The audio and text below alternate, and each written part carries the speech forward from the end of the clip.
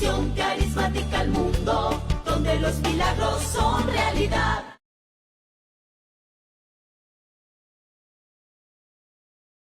Hoy vamos a predicar sobre el tema los poderes de la cruz, aunque debería llamarse los poderes de la sangre de la cruz.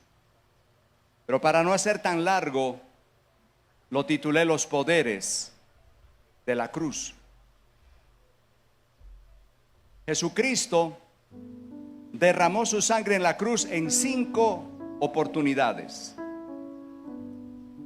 Primero en las manos, luego en las sienes, la corona de espinas. Tercero en el costado. Cuarto en los pies. Quinto en la espalda. 5 áreas de su cuerpo. Es por eso que nosotros no podemos hablar de una cruz a medias.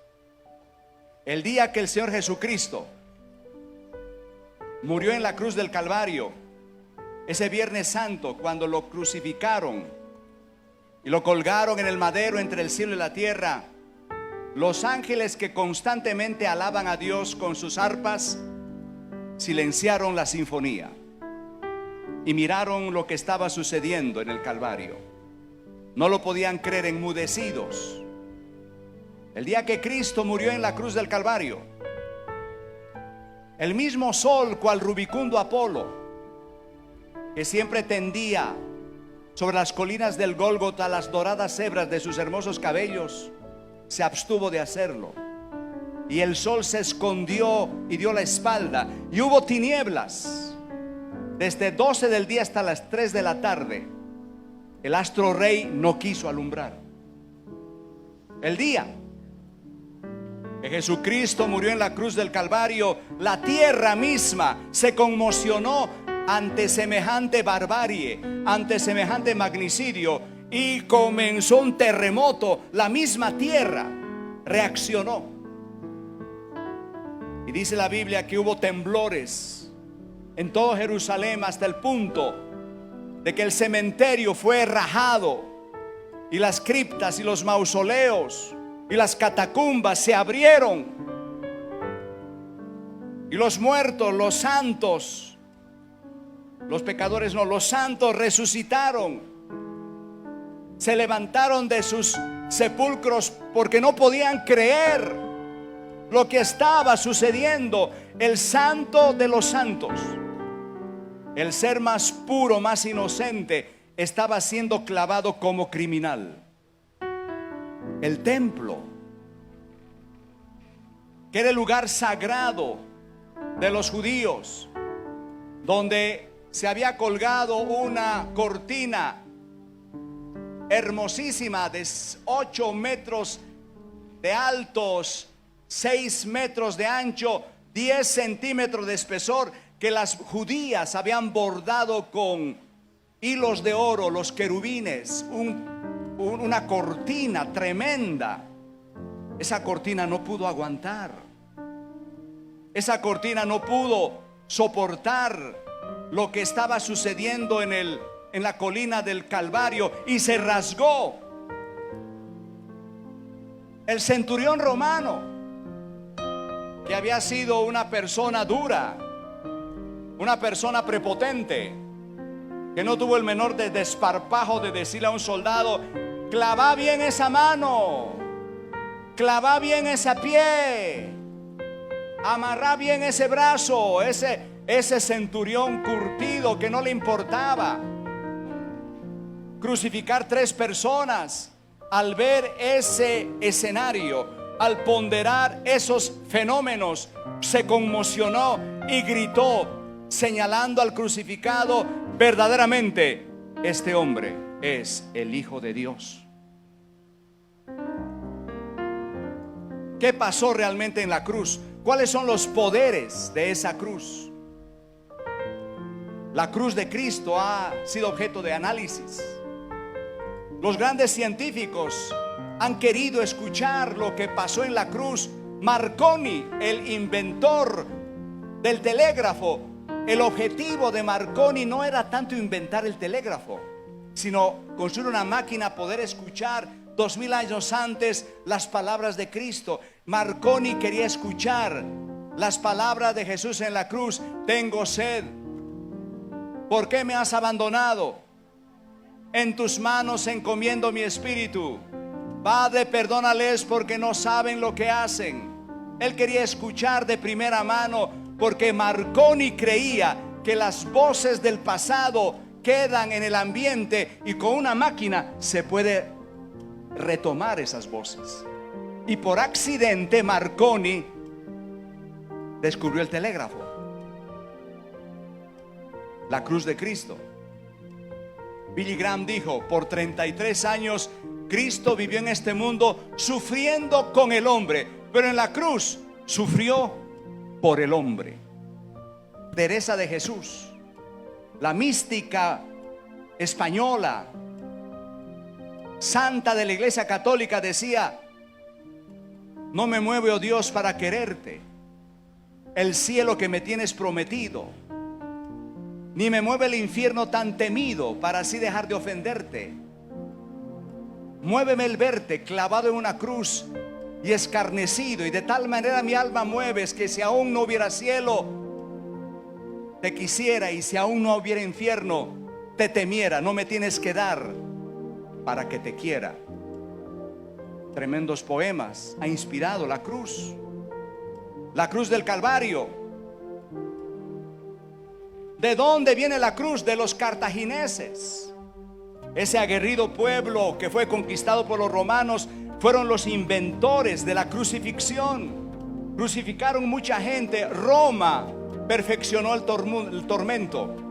Aprendió la crucifixión de los cartagineses y crucificó criminales hasta el siglo IV de nuestra era.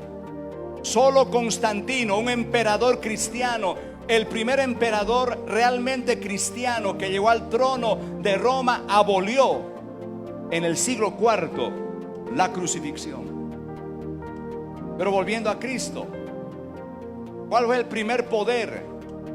El poder de la sangre de Cristo en la cruz. El poder número uno es el poder de purificar los pecados para siempre.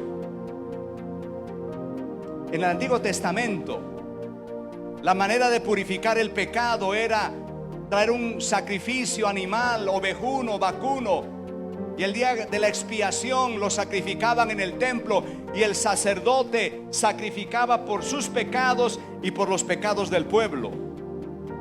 Y no tenía que haber mancha, y tenía que haber un ritual, y una vez al año quedaba el pecado del pueblo y de él mismo perdonado por un año.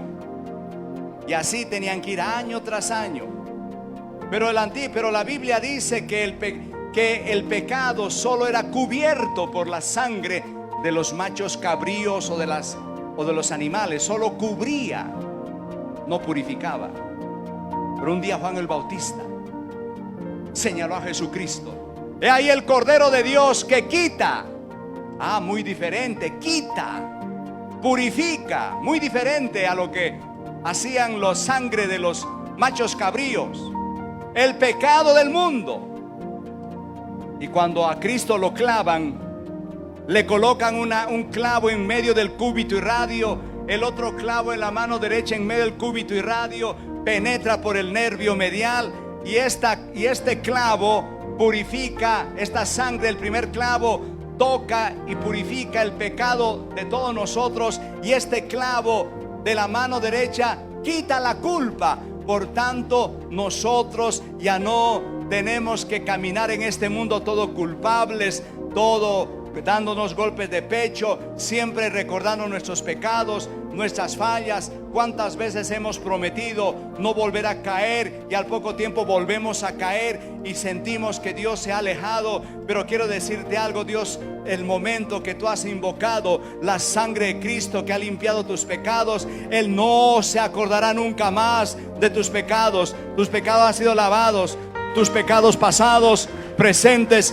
y futuros, y ya no tenemos condenación. No hay condenación para los que están en Cristo Jesús. Dale un fuerte aplauso al Señor Jesús. herido fue por nuestras rebeliones, molido por nuestros pecados. El castigo de nuestra paz fue sobre él. 1 Pedro 2:24, Jesús llevó nuestros pecados en su cuerpo sobre el madero. Los llevó. Apocalipsis 5:1, Jesucristo, testigo fiel, el primogénito de los muertos, el soberano de los reyes de la tierra, quien nos amó y nos lavó de nuestros pecados con su sangre. Mire, si yo tengo una mesa y estoy tomando un café con leche y lo derramo, hay dos opciones: cubrirlo con un mantel. Le digo a la empleada doméstica: cúbrame este reguero con un mantel, y lo cubre, pero sigue adentro. Lo cubrió el reguero de café con leche. Pero si yo le digo a la empleada: es mejor que lo lave y limpie ese reguero, pues viene con un paño y lo limpia. Así es la diferencia entre la sangre de los machos cabríos que ofrecían el Antiguo Testamento. Solo cubrían el pecado, pero la sangre de Jesucristo es el único poder en todo el universo que tiene la capacidad de lavar el pecado pasado, presente y futuro, de manera que nosotros estamos en paz, reconciliados, redimidos, y vamos a heredar la vida eterna y estaremos en la presencia de Dios por siempre, gracias a la sangre de Jesús de Nazaret. Número 2, el poder de sanar enfermedades. Porque hay que entender esto, que Jesucristo, en segundo lugar, su sangre fue derramada en la espalda. 39 latigazos. Los médicos dicen que hay 39 enfermedades básicas que afectan a la raza humana. Los estudiosos de la fisiología y de la medicina dicen, y de la anatomía, que hay 39 enfermedades básicas. De esas 39 se derivan todas las demás. Pero dice que cuando lo estaban atando a un poste a Jesús y con un látigo le rompieron la espalda, 39 latigazos, Isaías, 700 años antes de ese episodio, en el Espíritu vio lo que iba a suceder. Ciertamente, 53:4, Isaías 53:4, llevó nuestras enfermedades, sufrió nuestros dolores, le tuvimos por herido, por azotado y abatido. Y el versículo 5 dice: y por sus llagas fuimos nosotros sanados. Ahora, por muchos teólogos dicen que en la cruz no hay expiación de enfermedades, que eso es un invento de los carismáticos, que lo que se estaba refiriendo este versículo es herido por nuestras enfermedades espirituales, y sufrió nuestros dolores espirituales, el dolor del alma y la enfermedad psicológica y emocional o espiritual. Pero cuando uno estudia el hebreo, encuentra palabra como sabal. Y no voy a enredarlos hablándoles del hebreo. Yo no quiero enredar a la congregación. Yo predico el ABC del evangelio, lo básico, lo elemental. Hasta un niño puede entender lo que, según el hebreo, estos versículos tienen que ver con enfermedades biológicas. La palabra hebrea que aparece, llevó nuestras enfermedades, es una palabra que tiene que ver con enfermedades del cuerpo, del corazón, de los riñones, de las arterias, de los huesos. Él cargó en la cruz, en su espalda, toda enfermedad. Y la palabra sufrió nuestros dolores tiene que ver con dolores resultado de patologías biológicas. O sea que nosotros, al estudiar a fondo y con estos textos originales del idioma donde fue escrito la Biblia, no tenemos sino que alabar a Dios y tener el entendimiento que cuando tú te enfermas, lo que tienes que decir es: fui sano por las llagas de Jesús de Nazaret. ¿Cuándo lo creen?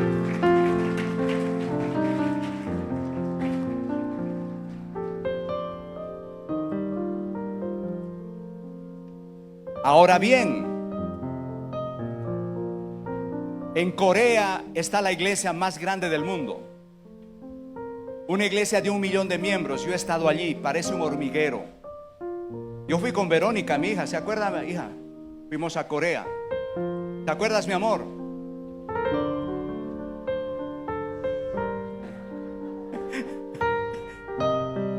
Estuvimos en Corea del Sur.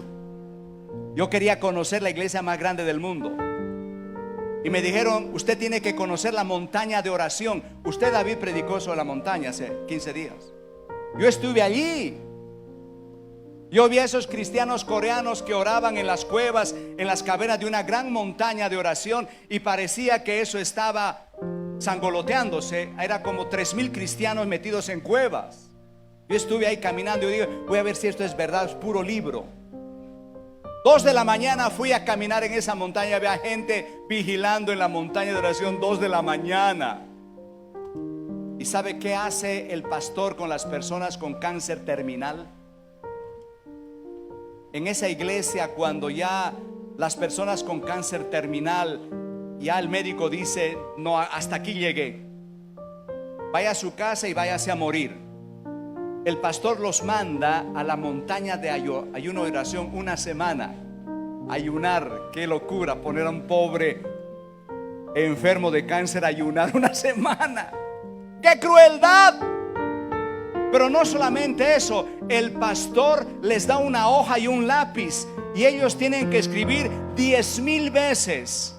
Ciertamente, Isaías 53:4, ciertamente llevó él nuestras enfermedades, sufrió nuestros dolores, le tuvimos por azotado, por herido de Dios y abatido, y por sus llagas hemos sido sanados. Por sus llagas hemos sido sanados. Y un 70% de la gente con cáncer terminal que va a la montaña de oración y llena 10,000 veces ese papel. Usted preguntará: ¿pero por qué esa iglesia les hace llenar un versículo 10,000 veces? ¿Sabe por qué? Porque cuando usted escribe un versículo y quiere que ese versículo entre a su mente, entre a su alma, entre a sus tuétanos, entre a su ser y se haga parte de su vida y se revele como una verdad, no solamente una verdad religiosa, sino una verdad vivencial, la palabra de Dios debe morar abundantemente en vosotros. La palabra de Dios debe morar abundantemente. La palabra es medicina para tu cuerpo. La gran receta de Dios. La receta de Dios. Oh, la receta de Dios está en Proverbios. Si atentamente, Proverbios capítulo 4, atentamente mirares mi palabra, escudriñares la palabra, meditares en la palabra de Dios, ciertamente esta palabra será medicina para tu cuerpo y sanidad para tus huesos. Por eso esa iglesia coreana es la más grande del mundo, porque hay muchos milagros, porque la gente sí hace unos sacrificios espirituales que nosotros los colombianos no estamos muy preparados. Aquí mi yerno me contó, mi yerno Alder tiene un primo pastor. Tuvo una hija, nació con síndrome de Down, convulsiones. Qué tristeza.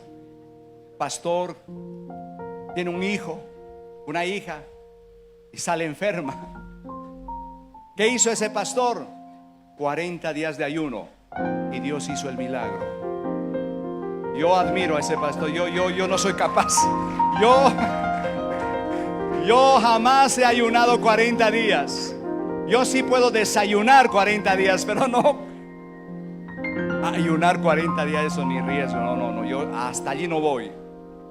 Lo máximo que he ayunado ha sido 7 días para una visa que luego Dios me la dio.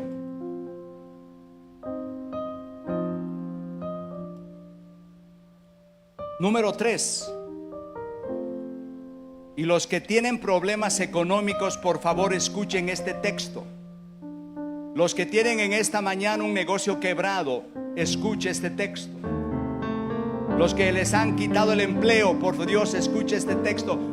A los que se le han bajado las ventas y está a punto de declararse en quiebra, escuche por favor este texto.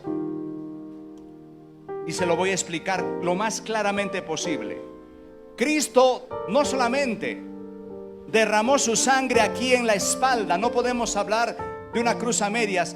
Derramó su sangre cuando los soldados tejieron una corona de espinos. No era espinos colombianos, espinos del Medio Oriente, que tienen 6 centímetros de largo y son anchos, y le clavaron, le asestaron esa corona de espinas, y luego con una caña se la clavaron y la sangre brotó profusamente. Y no solamente eso, sino que en el juicio del Señor Jesucristo había 2 cargos para condenarlo a muerte. Los judíos decían: este es un blasfemo, siendo hombre dice que es Dios. Y tú, Pilato, tienes que mandarlo a la muerte, porque como un hombre se va a hacer Dios, eso va contra la ley, tiene que ser condenado. Muera, muera, muera. Pilato dijo no. Poncio Pilato dijo eso: en la ley de los romanos no tiene peso, tiene que haber otro cargo, porque yo no lo puedo crucificar por cuestiones de interpretación religiosa hebrea. Denme alguna forma, alguna justificación para declarar la pena capital. Y le dijeron, se la dieron en papaya: este hombre se hace rey, y ustedes los romanos tienen que mandar a la muerte a un usurpador, porque solo hay un rey, César. César es el rey, y cualquier personaje que empiece a proclamarse rey tiene que ser crucificado. Y Poncio Pilato dijo: ahí está el papayazo. Venga, escribano, coja un papel y escriba un documento. Dios, este hombre dice ser rey, se cree rey, INRI, rey de los judíos. Y cuando él llevaba la cruz, cuando Jesucristo iba por el Gólgota, por la vía dolorosa, chorreando sangre, cayéndose, llevaba en el cuello, aquí colgado, el objeto, la sentencia, el cargo legal de su condena. Y cuando a Jesús lo acostaron, chorreando la corona de espinas, le quitaron el INRI y se lo clavaron al pie de la cabeza. Pero aquí es donde usted tiene que entender algo. Cuando el INRI estaba allí al pie de la cabeza acostado, la sangre de Jesús comenzó a mojar, comenzó a afectar el decreto, esa acta. Por eso Pablo dice, Colosenses capítulo 2 versículo 14, anulando el acta de los decretos que había en contra de nosotros, que nos era contraria, quitándola de en medio y clavándola en la cruz. La sangre empapó el INRI. El INRI se veía manchado de sangre, salpicó la sangre en esa acta de decretos. Ahora quiero explicarte algo. Nosotros tenemos un enemigo, el enemigo, y él anda con un documento, se llama acta de decretos. Desde que el día que tenemos uso de razón, anda escribiendo contablemente nuestros pecados, nuestros errores. La Biblia dice que él es el acusador de los hermanos y mantiene una pluma y un papel decretando: ajá, se emborrachó, pues entonces le voy a poner esta maldición. Ajá, pecó en esto, le voy a dañar su negocio. Ajá, cometió este error, pues le va a dar COVID. Ajá, y va el diablo durante toda nuestra vida adulta, no lo digo yo, lo dice San Pablo, armando un acta de decretos.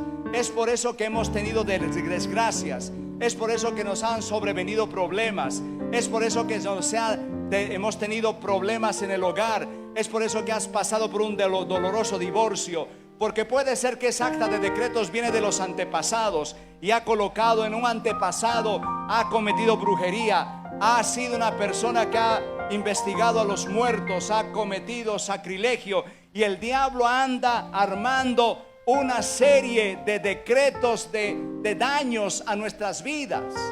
Y esos decretos nos han afectado. Esos decretos nos han lesionado el hogar. Esos decretos nos han afectado el negocio. Esos decretos han afectado a los hijos. En la antigua Roma hicieron eso con Jesús.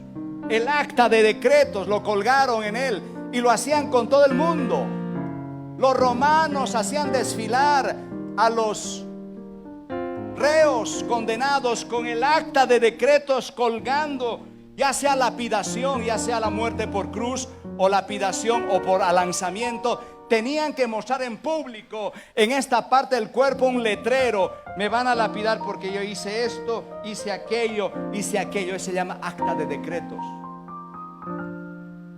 Pero aquí lo que está diciendo Pablo es tremendo: que en la cruz del Calvario Jesús de Nazaret tomó mi acta de decretos, tomó tu acta de decretos, tomó el acta de decretos de todos los que hemos venido esta mañana y hemos creído en Jesús, y lo ha clavado en la cruz del Calvario. Por lo tanto, no más maldiciones. Ya no tenemos por qué sufrir desgracias, accidentes, robos, ataques del enemigo, enfermedades. Ya no tienes por qué quebrar en tu negocio. Ya no tienes por qué ser afectado por un sicario o por alguien que te quiere amenazar. Esos decretos que el diablo escribió han sido clavados en la cruz del Calvario, y estamos libres de toda condenación y toda acta de decretos en contra nuestra, gracias a la sangre de Cristo en el Calvario, en la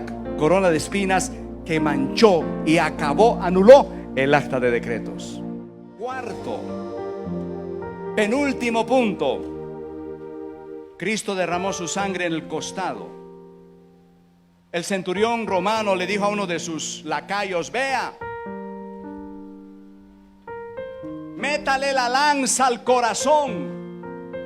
Ya Cristo estaba en las últimas, y vinieron y le asestaron, y la sangre chorreó. Y el Salmo 22 dice: mi corazón lo desbarataron como cera. Salmo 22: mi corazón fue desbaratado como cera cuando lo alancearon. ¿Cuál es la simbología? La simbología es que el cuarto poder de la sangre tiene que ver con el corazón. Tiene que ver con una transformación del ser humano. Recuerde lo que Einstein decía, Albert Einstein, que el problema del mundo no son las bombas atómicas, sino el corazón del hombre. Recuerda lo que decía Mahatma Gandhi, que los verdaderos demonios son aquellos que se mueven en nuestros corazones. El corazón del hombre está dañado. Nuestro corazón necesita un nuevo corazón. Y Cristo estalló su corazón en la cruz del Calvario con el objetivo de que nosotros podamos ser transformados. Y solo somos transformados en diferentes personas cuando nuestro corazón es cambiado. Necesitamos un nuevo corazón. Por eso David decía: Señor, crea en mí un corazón limpio. ¿Cuántos quieren un corazón limpio que guarde los mandamientos? Por eso Ezequiel dice: quitaré de en medio de vosotros el corazón de piedra y colocaré en medio de cada uno de ustedes un corazón de carne, y escribiré en tu corazón mis mandamientos. Y no habrá necesidad de que a nadie le enseñe los 10 mandamientos a nadie, porque yo escribiré mi ley en la tabla de tu corazón. Dale un fuerte aplauso a Jesús de Nazaret. Aleluya. Y para terminar, En quinto y último lugar, no podemos olvidar el talón. Porque cuando a Cristo lo acostaron y le clavaron entre el tarso y el metatarso, el soldado romano le clavó atravesando los pies y el clavo salió por el talón y aseguró a Cristo los pies en el madero, cumpliéndose una profecía milenaria. Génesis capítulo 3 versículo 15. Tenía que ser herido en el talón. Estaba profetizado hace miles de años. Dios había profetizado la cruz. Es más, la Biblia dice que Dios crucificó a Cristo antes de la creación del mundo. ¿Quién entiende eso? Yo no lo entiendo. Dice, el Hijo de Dios fue inmolado antes de la creación del mundo. Lo que sí yo trato de entender, que no tengo tanta educación teológica como otros, es que en el momento en que Adán y Eva caen y pecan, Dios profetiza que habrá una batalla entre la simiente de la mujer, que es Jesús, y el diablo, y que esa batalla en la cruz del Calvario se habría de definir. Ese conflicto, esa pelea permanente entre el bien y el mal, entre Satán y Jesucristo, iba a tener un epílogo, iba a tener una culminación en la cruz, porque el Señor le dice a la culebra en el huerto, cuando los echa del huerto a Adán y Eva, queda la culebra allí de un momentico, no te vayas, te tengo también lo tuyo. Le dijo a la culebra, no, un momentico, no se vaya a salir, aquí le tengo lo tuyo. Y la culebra estaba allí, ¿no? Comiendo, le dice, maldita serás entre todos los animales del campo, te arrastrarás todo el tiempo, comerás polvo, y pondré enemistad entre tu simiente y la simiente de la mujer. Tú le herirás en el talón, tú le herirás en el talón, pero la simiente de la mujer, que es Cristo, te aplastará la cabeza. Te aplastará la cabeza. Un fuerte aplauso. ¿Cuántos cantan? ¿Cuántos entienden la palabra de Dios?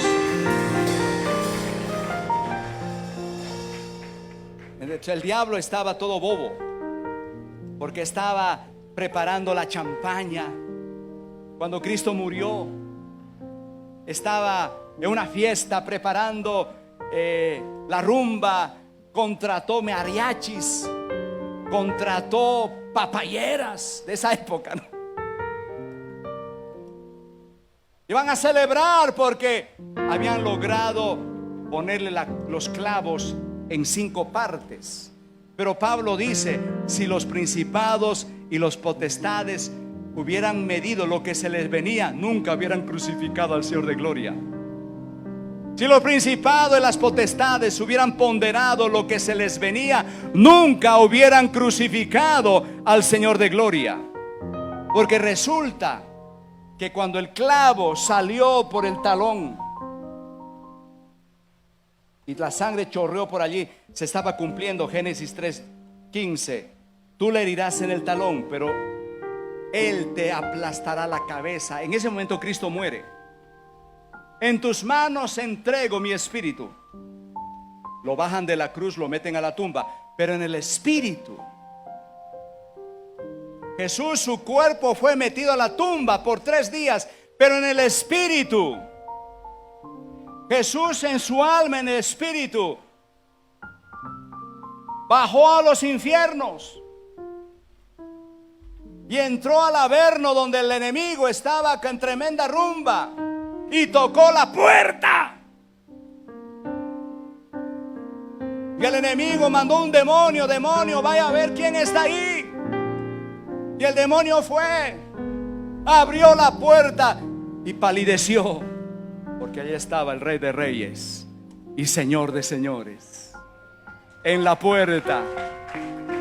Y entró todo tembloroso, todo achicopalado, y perdió el habla y le dijo a Satanás.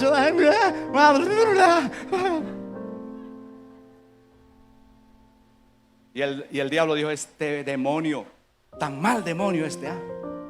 A ver usted, vaya, ¿quién está en la puerta? El otro demonio fue, abrió la puerta. ¡Ay! El Rey de Reyes y Señor de Señores. Y salió tembloroso y fue donde su patrón. No pudo hablar. Quítese, demonio malo. Yo mismo, yo, el Chacho, el patrón del mal, de las huestes malignas, voy a ver quién es. Y abrió la puerta. Rey de Reyes, Señor de Señores. Y el diablo dijo, cayó al piso, tomó forma de culebra, y el Señor entró victorioso y le pisó la cabeza, porque tenía que cumplir la palabra de Dios: te pisoteará la cabeza.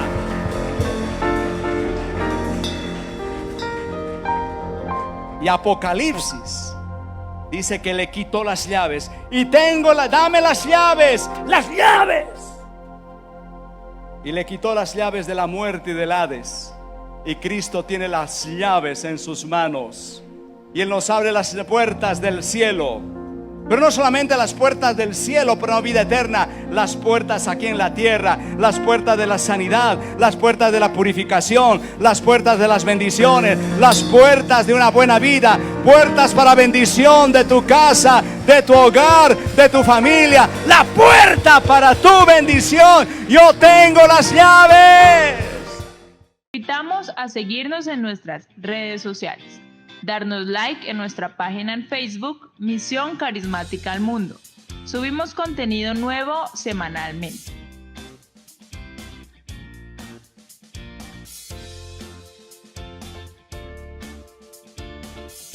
Síguenos en Instagram como MCM Cali. Ahí podrás ver nuestras historias y mensajes.